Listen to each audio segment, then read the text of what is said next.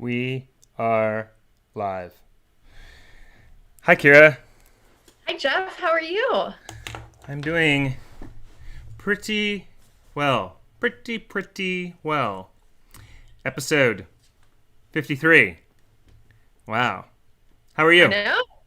I'm good. I'm good. Today's been a very crazy day doing lots of I feel like January is always the day to or the month to get things done.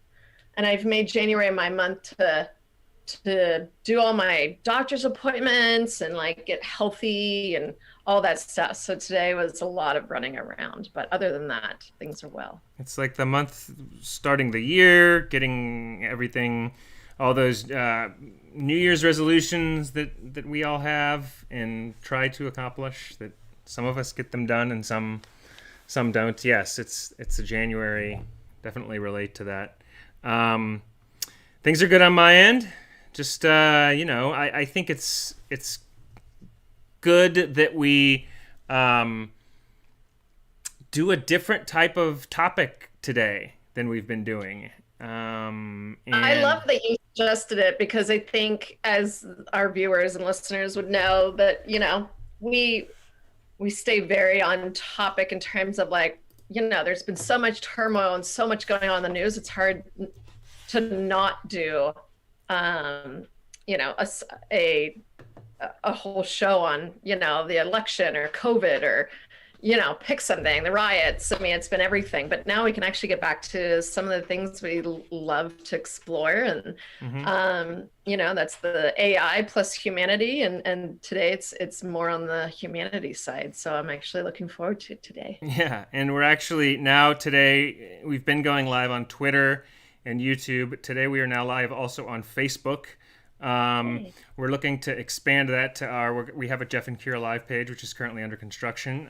But we're going to expand onto that page. It's on my profile now. But it's good to slowly expand to more and more of these things. Anybody who is wanting to create a podcast or has a podcast already knows this. It's a lot of stuff to put together. That's a whole other topic, but I can guarantee you it's much more extensive as far as putting everything together than people could ever imagine. So we've been living through that, and it's been a lot of fun. But Jeff doesn't give himself nearly enough credit. He always apologizes to me for, either being late or we have a bunch of things, when like just said, running a show, there's so much you have to do. And unfortunately, a lot of it now is on Jeff's side because I'm on the East Coast and, it has to do with the systems and all of that. And but he always feels that his ADD gets the better of him, and I'm like, it's okay. yeah, Well, yeah. you're my brother I from a mean, different mother. yeah. It's all good. I'm not mad. It is a no, thanks. It's I'm hard on myself about it because it's an ongoing battle just with everything. But thank you. No, I'm harder on myself than I probably should be all the time because it's not always. It's hard enough doing it, without distraction and ADD and everything, but it makes it even that much more harder. So thanks, I appreciate that. But it really brings us into this topic of ADD and a lot of people. It used to be called just ADD, and now I think the newer phrase is Attention Deficit Hyperactivity Disorder. And one thing I think to touch on first is I wrote an article on Medium a couple years ago in regards to it, and I think it's easy to pathologize really not just ADD. This happens a lot with a lot of different conditions, but it's easy to see like the negative, like, oh, something's wrong with you, or something's. And they're now, at least with ADD, ADHD, moving into a new realm in the past 10 years or so, 10, 15 years of it's more of a trait in a way of kind of thinking condition than it is, something's wrong with you. It's so easy just in psychology to to claim that someone is disabled or disordered or something. And we're learning there's more to it than that. And I can speak from my own experience. This is an interesting chat today just because I obviously have it and have had it my whole life. It's not. First of all, it's not something that just like everybody has. Like there's definitely a way of a condition to it that's noticeable, and I notice it with myself and focus or lack thereof. But I could talk about it, for a long time. I mean, I wrote an article on it. I've done other people's podcasts, talking to them and telling them about it. But ultimately, it has to do with the filters of focus, specifically connected to dopamine in your brain, and that most people, they steadily go along in life, and they might do some work around their house or their apartment. They might update their website or pick up the kids from school, and it's just kind of like a steady flow of attention. ADHD's brains get like really into something, and it like is like a deep ocean dive, and you can be into that one thing for like the entire day or the entire week, while other things you cannot be able to focus on at all. So while some people can just kind of move their focus from one thing to the other,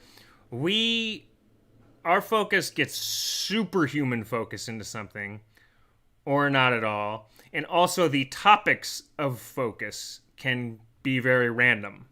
So like I said to you earlier today when we were talking, we were texting, and I can like hyper focus on quantum physics and understand it at like an incredibly deep level, and then not be able to understand the recipe of how to cook a steak.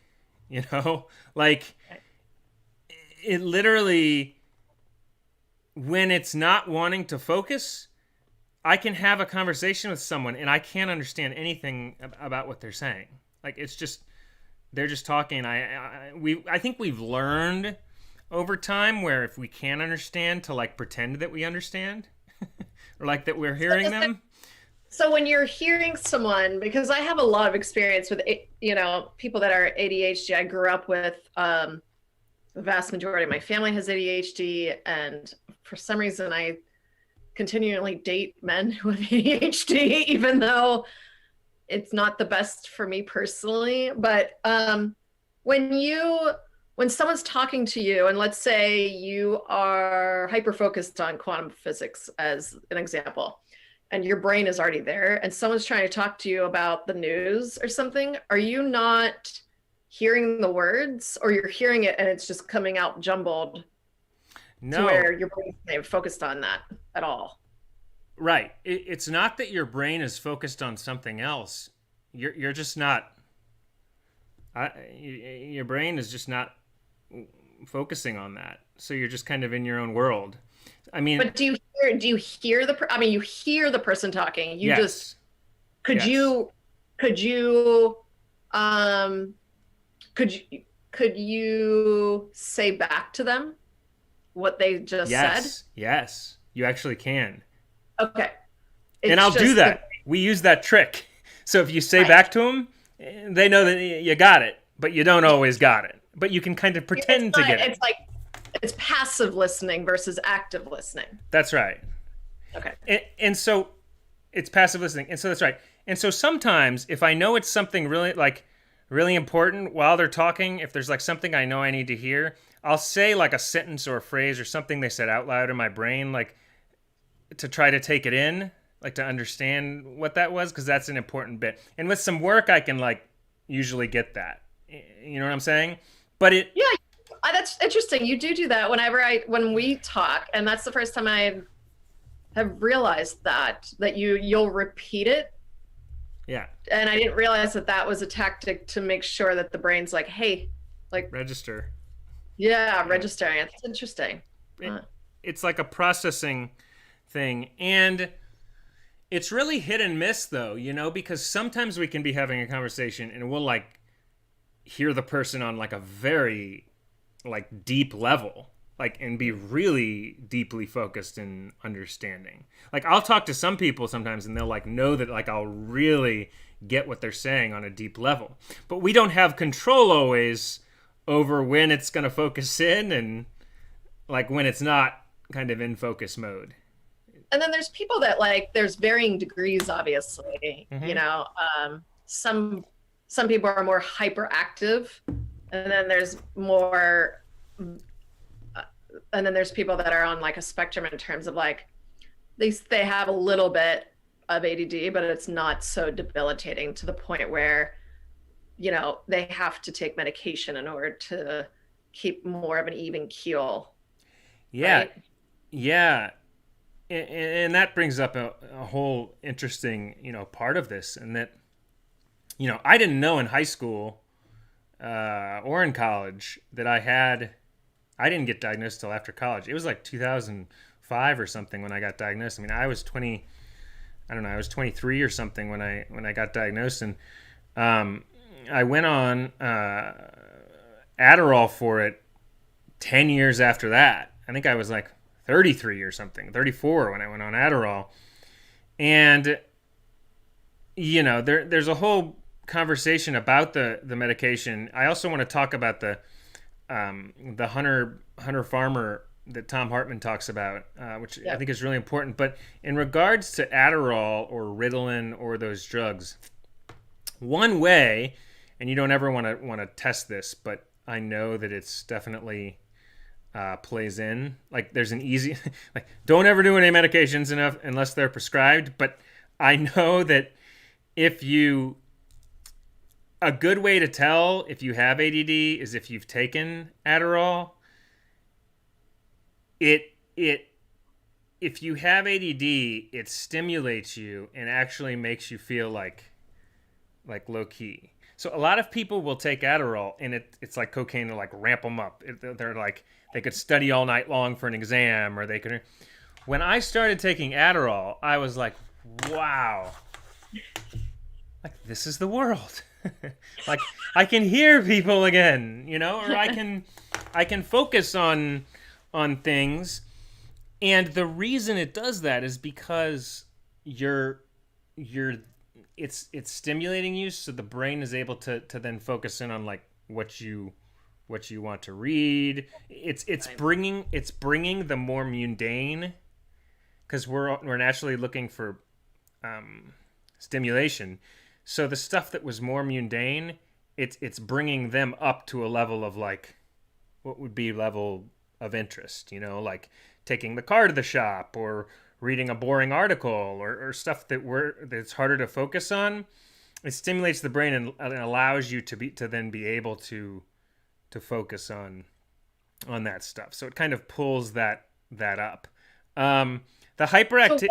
Go ahead. What was when you were 20? What was going on in your life that you felt like I need to be, go to see someone to see if I have ADD? Or did you think you had it? Well, people in my family have it, I believe, that haven't been diagnosed, but it's definitely in our family, as it's in a lot of families.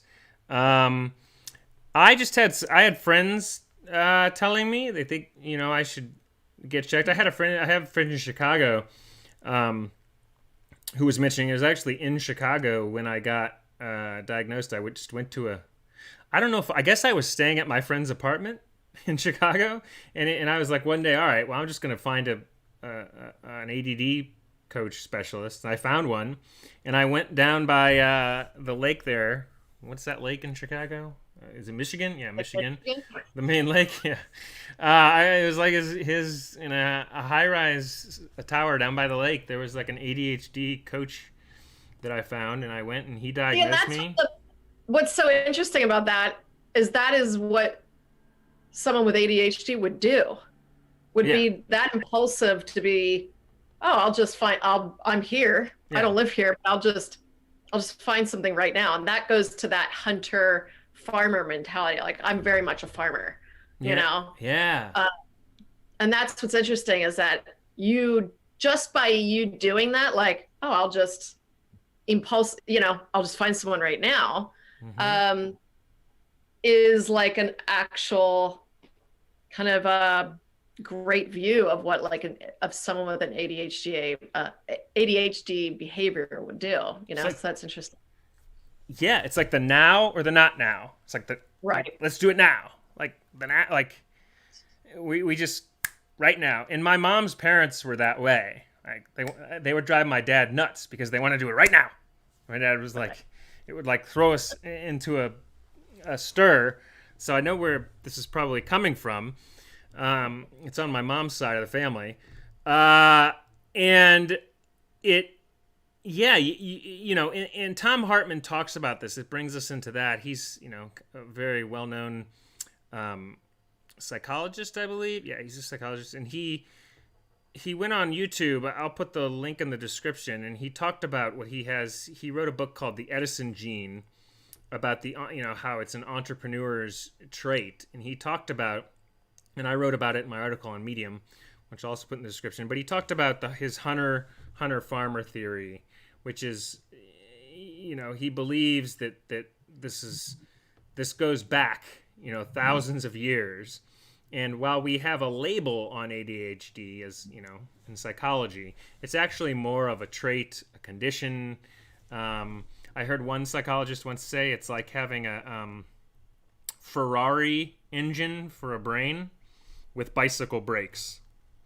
So it's like, you know, it's souped Right. up, but it's missing the brakes.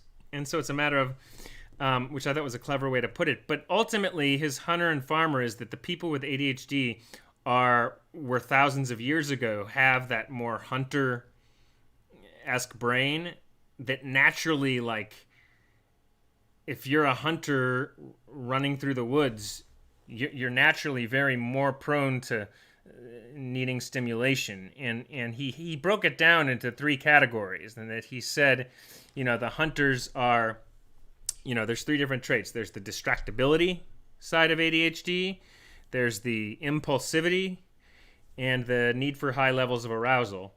And with the distractibility, it's simple, like, how a hunter would be, in that, thousands of years ago, if you're a hunter and you're with tribe or in the woods, you're constantly looking out at the horizon, for what's next. What's the next hit of dopamine? What's the next war you got to fight? What's the next fight? What's the next battle? Thousands of years ago, humans.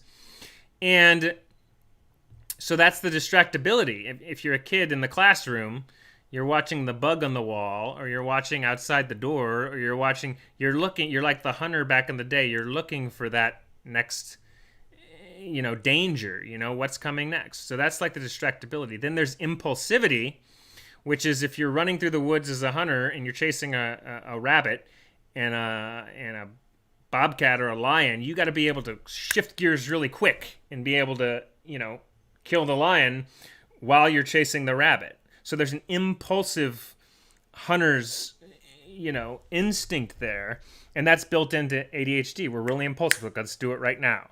Like there's no, it's all in the right now. So distractibility, impulsivity, and the need for high level arousal, which I think is the big one.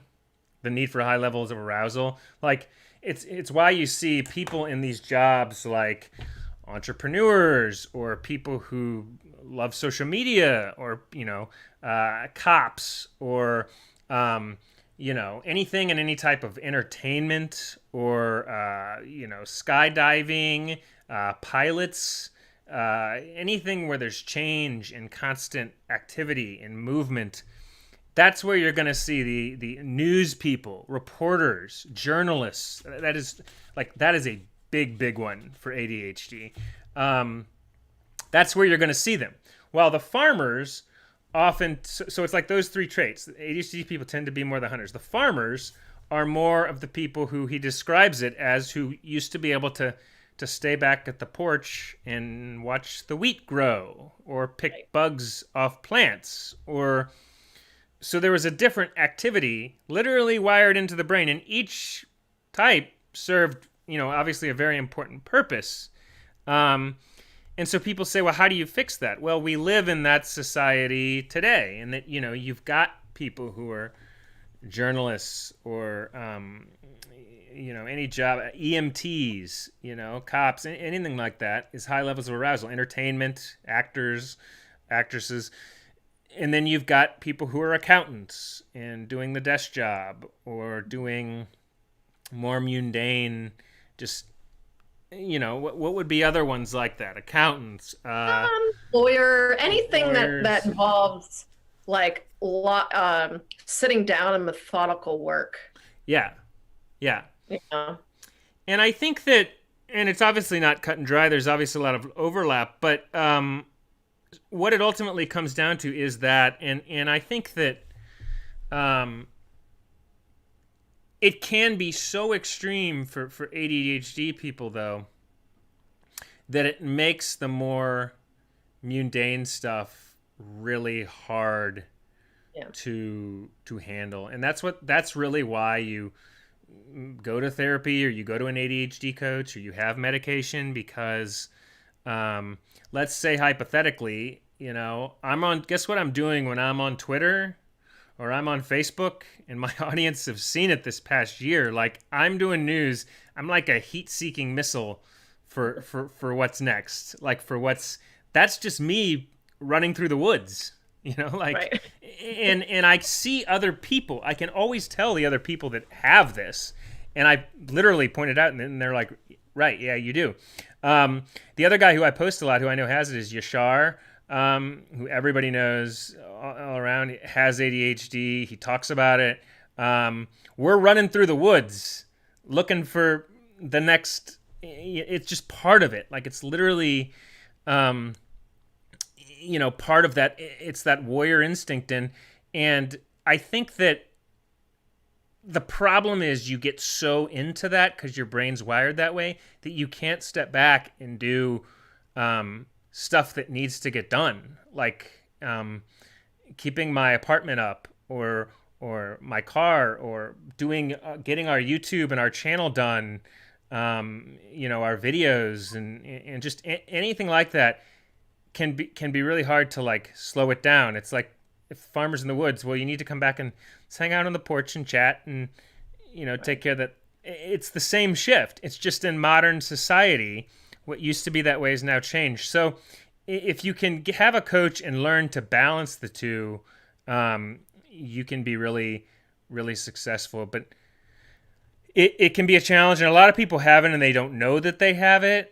There's obviously people too that get misdiagnosed because they might be just a bit distracted, but there's a lot more to it than that. Like, it can be so much, and that's where it becomes a, like, diagnosable, because this is all a gray area, obviously, but it becomes diagnosable when it gets to the point where it's affecting you in other activities. And it affects me so much, that stimulation need, that you can't, your attention filters get wonky in other areas, so you can't focus on other things because you're so being a hunter, you're so looking for the high stimulation for the next, that you have to, like, bring that down and measure. So it's all a matter of managing and awareness, and I think that's the big thing: managing, awareness, and knowing that there's not something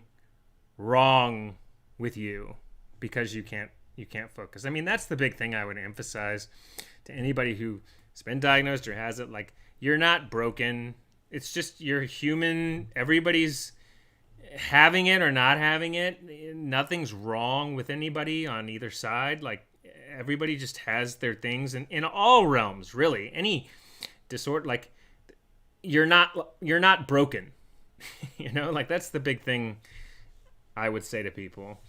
And The struggle I have with it, and growing up with a mother who, not to out my mom right now, but she is ADHD and on top of depression and anxiety, so it was just like a big ball of, like, crazy, and like, paying bills was a problem. So, like, our electric would go off because she would just forget to pay the bills.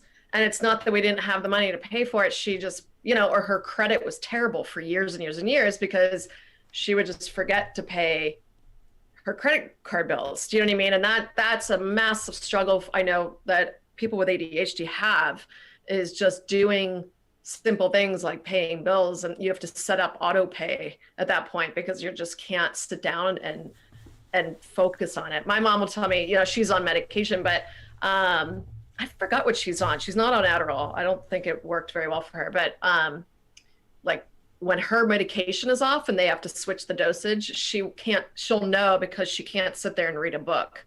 Like she can't read one page without, wanting to go and do something else because she can't focus on it.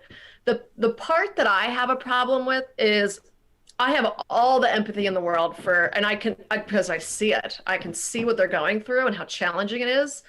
My problem is the people that I've dealt with, excluding yourself, but the people that I've dealt with both in relationships and family judge people that don't have it. So for example, when growing up, my mother, and she still does this, will be like, oh, you're so chill. You just are able to just, you don't have a lot of drive and a lot of get up. And I'm like, no, I'm just not impulsive. And I'm not opening 10 businesses, in a week. My mom would constantly be opening businesses and constantly creating and it's like, I'm not like that. And then in my previous relationship, same thing, where it was like, well, what are you getting done? Why aren't you getting this done fast enough? And why aren't you doing this fast enough? And I'm like, because I'm doing it in a methodical way where I'm going step by step. But for that person, they couldn't understand that there's not anything wrong with them and there's not anything wrong with me. It's just that's the hunter or the farmer, and the way I build my business may not be the way someone with ADHD would build it. And then they would fault me for it. And I'm like, wait a second. Yeah. I'm actually the person that's doing, and it's not the way they would want it done. But I'm like, yeah, but I'm not impulsive. I think like thoroughly through things and do it to an umpteen tiny level of every little thing that I do, which makes entrepreneurship for me very difficult, because I want to get it right, every little thing, and it's like impossible to get things done because I want it perfect, and work through every step and research and do more research and read and find out the best thing. Like people with ADHD do not have time for that. They'll just bang it out, and it's usually great. But artists, my mother's an artist, my ex was an artist. I've noticed vast majority of artists have ADHD. And so when they're around people that are like just the opposite, their head explodes. They're like not getting enough stimulation from you.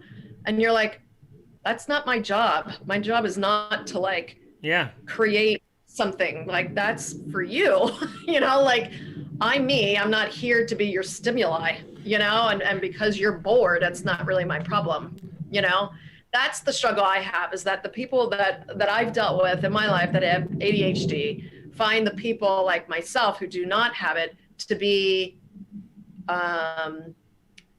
very chill, almost too chill for them. And it's like, okay, well, I mean, I don't know what to tell you, and it's a struggle, to be honest, for me. Like growing up was really hard because, my family was very impulsive, like just go, go, go. And I was seen as like sitting back and working through things in my head and taking my time. And same with my ex, where it was like, oh, why aren't you making money in your business after a year? And it's like, okay, yeah, because I'm still building it and I'm not impulsive and you know what I mean? That's the only struggle I have, is that, I will be absolutely empathetic to anyone that has conditions. And I deal with depression, and I can empathize with people that have to take medication. But on the same token, on the same side, you have to be understanding that it's okay to be farmers. Mm-hmm. There's nothing wrong with people wanting to watch the wheat grow. Yeah. You know?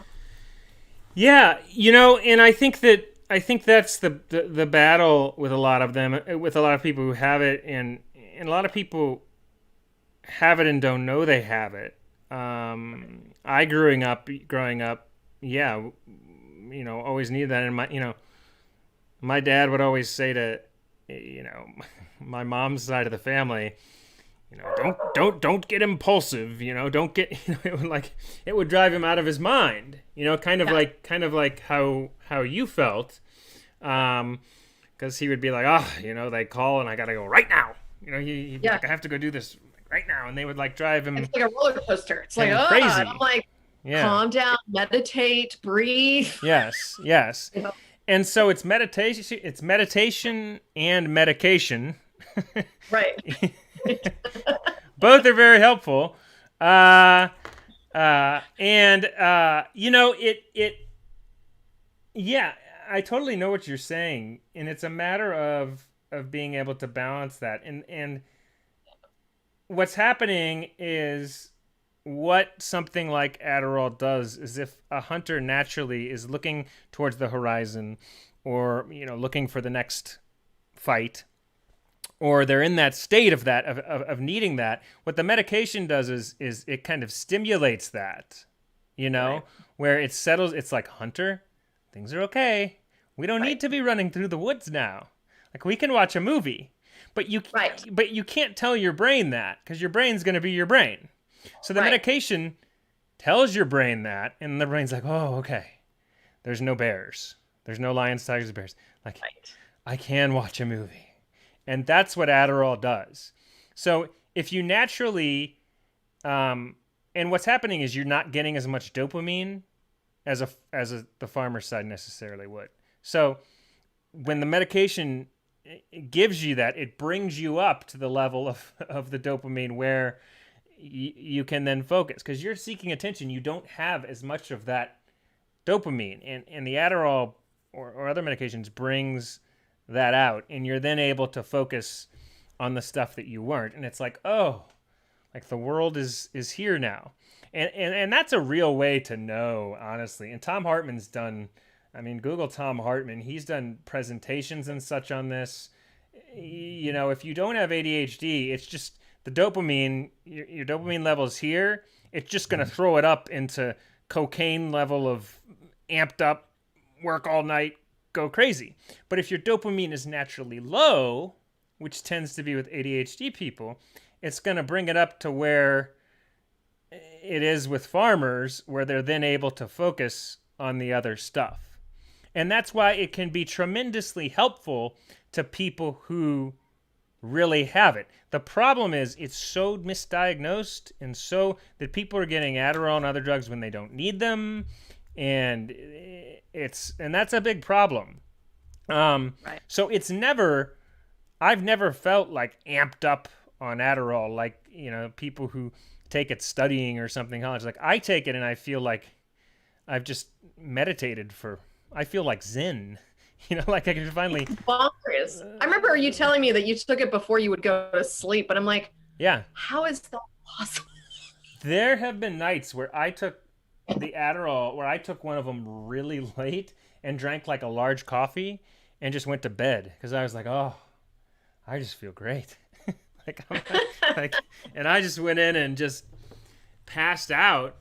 Now, That when it comes to, I mean, I know a lot of people that are like, oh, I so have ADD. I know I do. But they don't do anything about it.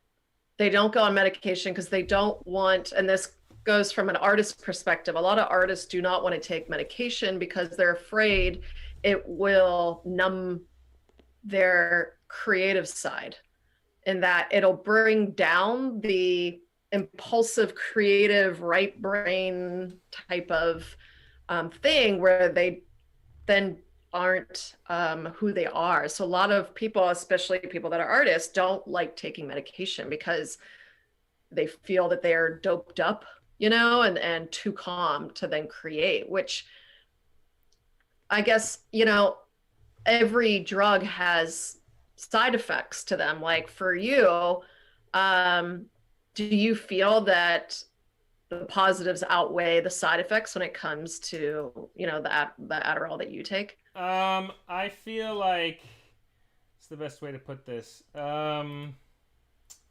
The Do the positives outweigh? Yes. I don't think that it hasn't affected, it actually improved uh, my creative ability because I was able to focus on that too. Interesting. And just improve it made me more creative too. That was more, keep in mind it's case by case too. It can affect people differently, so you have to be aware of that, and you have to talk to your doctor and a therapist and like work on all that. But for me, I mean, I've been on it for 6 years. I mean, I've taken Adderall every day of my life for the last 6 years, and there haven't been any. It's definitely improved. Now you do have times where, you do get what's the word? Used to it. What's the word where you get like where you need to change the dose or whatever? Like that Right. does happen because my body adapts to it, and you notice it's not, you're slipping a little bit, and he'll change either the load, or he'll give you a higher dose, or you can even change the medication. You can move from short time release to long time release. There's little like switches they can do and move things around every so often to kind of keep the body so it doesn't get the body and brain so it doesn't get too used to it. Right. That's case dependent, but I do. It can do that. It can do what you said to people. I imagine it doesn't to me. But if you're struggling with other things and your life is a struggle and you feel like you may have it, like go talk to a doctor and a therapist and find out, because while a lot of people are anti big pharma and anti meds, and that's fine, like I get that because a lot of people, it's meds have damaged their lives and screwed them up, and I totally understand that. But there's also people who've taken medication and it's changed their life in dramatic ways. So I'm not encouraging you to do drugs, but I am encouraging you to talk to your doctor and a therapist and find out if you have something you don't know about, because it also can work positively. These drugs can do positive things, and Tom Hartman says that too, if it's properly diagnosed. I do.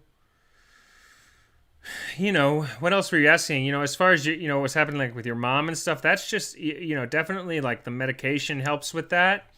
Yeah. And there's certain things you can do. There's like exercises and such you can do to with the brain to kind of help with that. I I know mean, I that. think it's like it comes down to if you want to do it, and I work with a lot of men, just being men's wellness advocate, obviously, that men in general don't see the doctor very often, if ever, Mhm. let alone a psychiatrist or a psychologist. They don't see their primary care enough to get checkups, let alone psychology, or psychiatrists. So I think it's really valuable for people to know that, like, you yourself as a male, as an adult man, that you felt the need that, hey, I need, I may need to check this out, Mhm. and that it's okay, to be on medication. It's not the end of the world. I think and I had the same thing where, I knew I was depressed and for years and years and years, and I didn't feel like going to see a therapist. I didn't feel like going to a psychiatrist and doing the whole rigmarole that you have to do, and I just was like, I'll just deal with it. But then it got to a point where I couldn't deal with it anymore. I was losing my mind, and after nervous breakdowns, you get to a point where you now don't have a choice. You have to go on meds, like your life is spiraling, and I would encourage people out there not to wait for the spiral, that there's a reason why there's doctors and medication, as much as, yes, in the past, doctors would immediately put you on. There was an era of growing, like during the 90s, ADHD, like Ritalin had come out, and then everybody was getting diagnosed with it, and to your point, they were being and misdiagnosed with it, and everybody was on Ritalin, you Yeah. know. And I think those days are done. And I would encourage people, especially men, to find a good doctor that you trust. And it's okay to go and say, hey, you know, I want to get tested, you know, I want to see if maybe meds would help. And it's okay if they don't, you know, but I worry that not enough people are pursuing um, therapy or medication that could absolutely turn their life around. I mean, to your point, uh, I'm sure you could say Adderall has completely changed your life. Yeah. I know the meds, I know Zoloft has completely changed my life, you know, and that's the whole thing. You never know how bad it is until you start taking meds or you start going to therapy and you're like, oh my God, I was a gigantic mess without it, you know? Mm-hmm. So, I mean, I would encourage those people out there to not shy away from the resources that are readily available to you. I think that's spot on, and I think that's good advice, and I echo that. I think that it it affects families. You know, it runs in families. It definitely, you know, it's often in people who, I would say that there's definitely occupations that attract people that have lower amounts of dopamine, that need more stimulations, stimulation. I really think that stuff like, news, like journalism, like that's a very common one because there's so much spike, like the breaking, that you're like a hunter seeking the lion, the next fight. um I would say, yeah, cops, definitely artists. It's very common in Yeah. anything like Tom Hartman says, where there's adrenaline, EMTs, driving an ambulance, skydiving, fighters, UFC fighters and stuff. Like all of that is highly involved in that. And I do agree. I think what you said about um, uh, yeah, find out, if you're concerned, like the resources are there. If you need, like, get the help that you need. I echo those thoughts. And um, I'm curious how over time just things develop, and know that there's nothing wrong. You're not broken whether you have it or you don't. And it is easy for people to stigmatize and label people who don't have it, like you were saying as well. And I think awareness helps with that, and communication, and that helps people. And oftentimes it helps to have someone you're working with too. If one person is more that way and one's not, like if you're one way and I'm not, like how you and I are, you can Right. you can hold the other person accountable in the right ways, where there's an awareness, and kind of how both brains work. So I think that can help too. Uh, but do that, and I'll put my article. I'll put Tom Hartman's interview in the description. We're getting our descriptions out there steadily, folks. But I'll put my article, Tom Hartman's video, and anything else that I have in there as well. I think with the medication, it's going to be interesting how things develop. I mean, I know, that they're using more and more kind of different medications. I now have heard that, and this is kind of a different topic, but we've talked on like mushrooms before. Like mushrooms are eventually going to be legalized for mental health. And I've read, I don't know if you know this more, just going off on a small tangent here. I've read that mushrooms are more used for depression. I've heard it's a big one for depression, and I wonder why that is. The Yeah, I whole think it's the chemical, the psilocybin. psilocybin. Yeah, I know you love that word. Psilocybin. I've learned to say it now. Psilocybin. I know, and there's too Another many one. in it, A you lot know, of like them. I know. But Yes, so that's another thing I've always found interesting.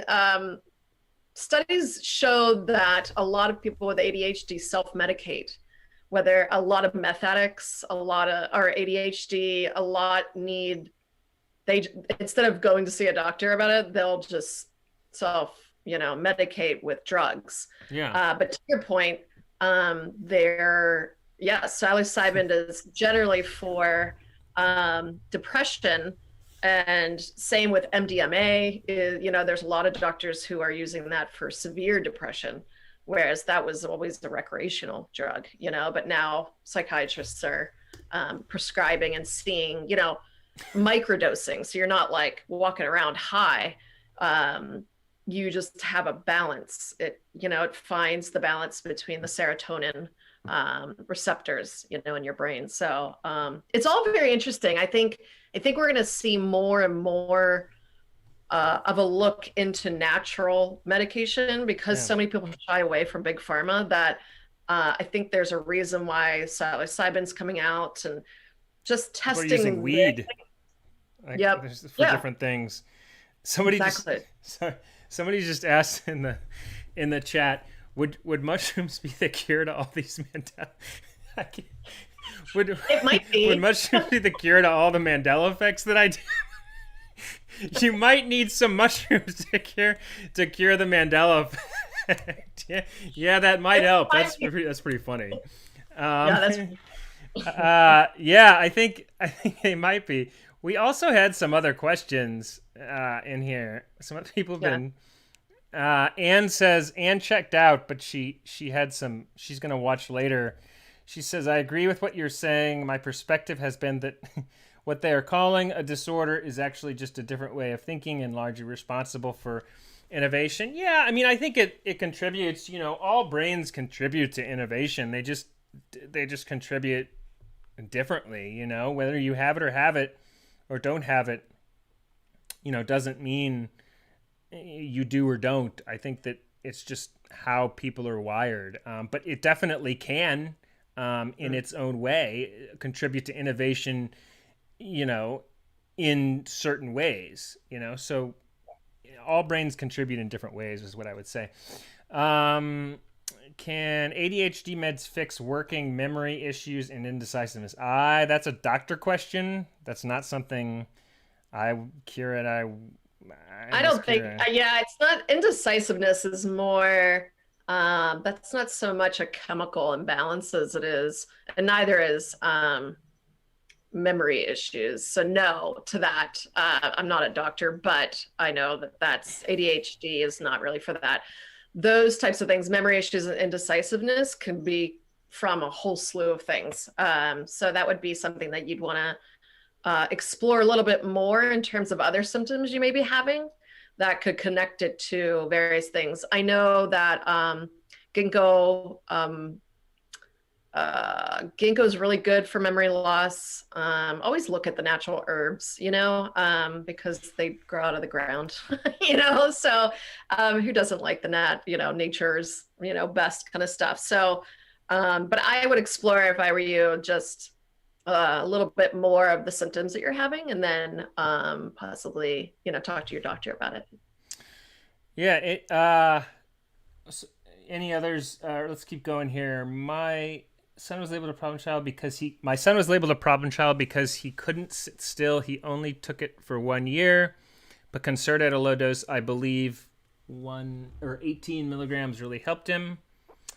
That's great. That's what my mom takes. She takes Concerta, but she definitely doesn't take 18 milligrams. I think she takes like 300. Wow. Seriously, she takes a lot. Now, what's Concerta? What is that? Concerta is it's like a Ritalin. Okay.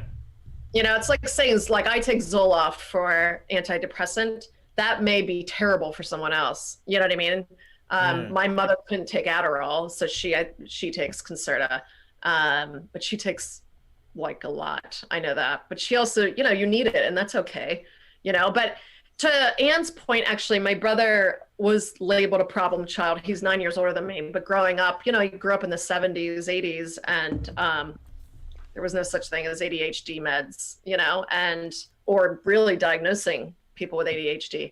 And he was labeled a problem child in terms of just bad at school, couldn't pay attention. Teachers were always, what the hell? He was struggling, and he has, pretty severe ADHD. But you look back on how kids were back then, and how schools weren't really prepared for things like ADHD or how to deal with that, and you would just be immediately labeled a problem child, and thankfully the medical field and the psychology field, there's not so much of a stigma around this stuff, and you can actually help these kids. Mm-hmm.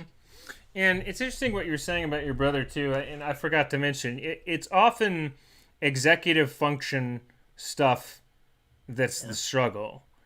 And I want to say, I think it's just because that's more mundane. Like when I'm on Twitter and I'm looking for news and I'm like, that stuff is because it's also interest level. So things can be dependent person by person because the ADHD, it reacts to interest is a big thing. Time frame, how cut short on time you are.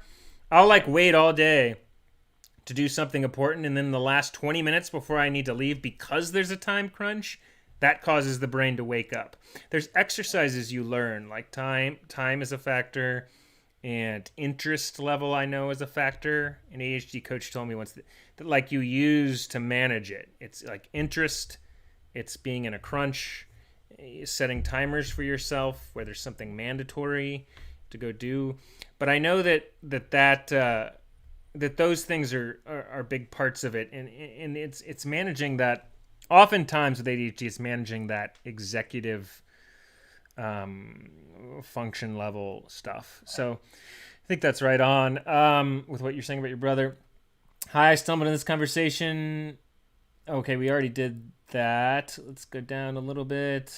Thanks for this. And the Mandela Effect videos, you're welcome. And I need to do another Mandela Effect. It's been since September. I put 2 of them out. I know there's been more Mandela Effects, so we will do more of those soon. If I can get my ADHD under control. I do want to do them.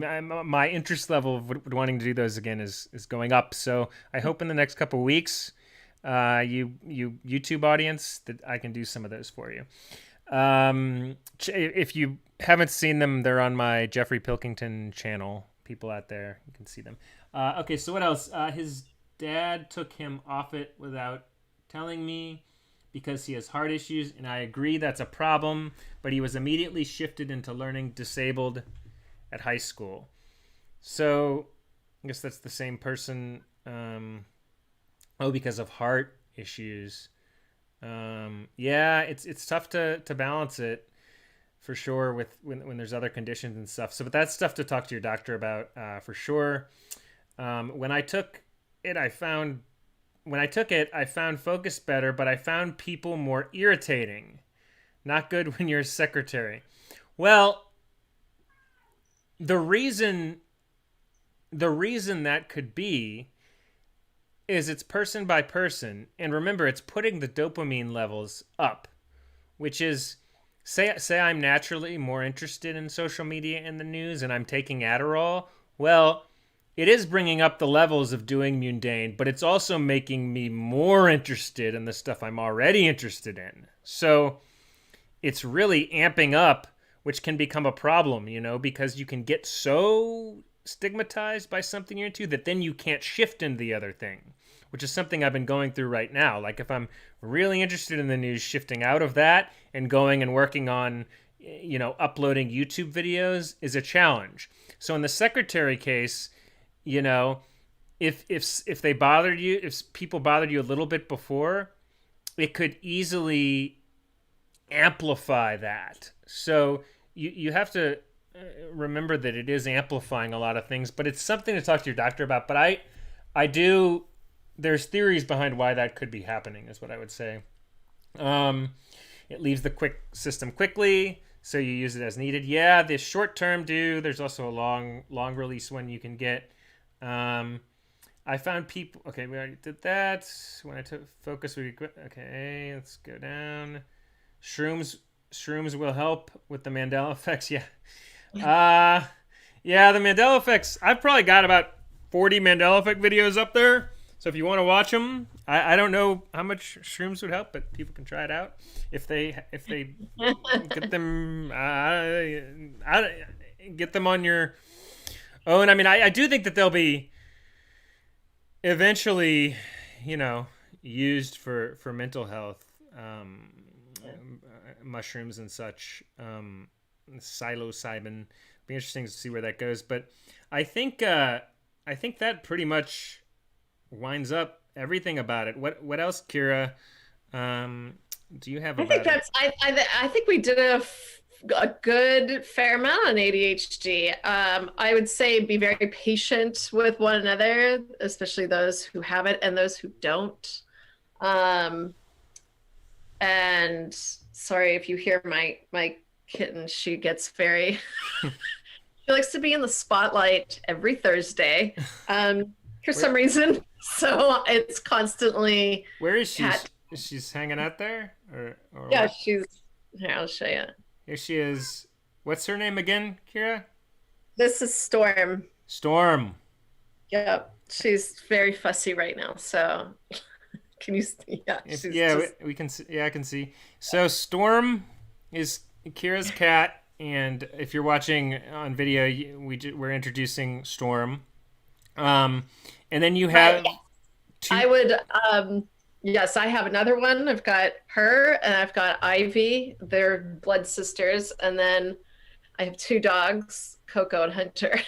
So it's a zoo in here. Wow, wow. Yeah. She's always the one that really is like a she's like a snake that's constantly like crawling all over me. Only when I'm with you, Geoff. I think she's jealous. Well, I mean that may be, and she also may have ADD. She may have ADD. She's I like wonder if they have that for dogs and cats. she's wanting the stimulation, the showtime. She's yeah, that's your They actually ADD. give, for dogs that have separation anxiety, they give dogs Prozac. Really? So it's kind of interesting how, they'll give, something that will work for humans will actually work for separation anxiety and like animals, it's kind of Wow. crazy. Yeah, But interesting. yes, I would say, back to this topic, don't be afraid of the doctors. They're there for you, and the worst thing, the worst case scenario is they tell you that, maybe this will help. You don't have to take meds if you don't want to, but it's an option there, and know that there it does more good than not. Like meds are needed. I tried to go off antidepressants and that was a disaster years ago. I'm sure if Geoff tried to go off his, it wouldn't be the most pleasant either. Even, not going cold turkey. I mean, just like trying to get off, there's, it's chemical imbalances, not a big deal. You take a pill, and actually your life, I mean, for me personally, and I can only speak from a depression standpoint, but, I mean, it's like a complete 180. I have to take it, and I don't take that much, but it's like, it's total game changer. So don't be scared of taking a med, or don't think that it's like a bad, makes you look any like inferior or crazy, because it's definitely not that at all. So And talk to your doctor. The doctor, they'll be the, yeah. definitely talk to a doctor about it and see. Always, if you're concerned, go see your doctor. That's the biggest thing. And I did, and it's definitely helped me and Kira and everyone else. So great discussion today. I'll let you, Storm. You can go hang with Storm and. Oh no, she won't. After this, after I close and end video, she'll just be like, "Oh, I don't care anymore." And she does it on purpose, just to be, in the limelight. I swear to God, it happens every week. Incredible. So Incredible. She's wanting the limelight. That's great. All right, here at Geoff and Kira Live, we're the future. The future is Geoff and Kira Live. Thank you, everyone. Episode 53. We're going to be back next week. We're working on getting this expanded, just with descriptions and going through the podcast stuff that people go through, setting everything up. It is available on Apple, Google, across all those platforms. Spotify. Um, we've just updated, so all our episodes are up there, up to through 52. 53 will be up in a couple days, which is this one. But you can listen on all those platforms now, so we've got that updated. And next week we'll have more for you. Episode 53. Kira, see you next week. Jeff, I'll see you next week. All right. Later. Bye.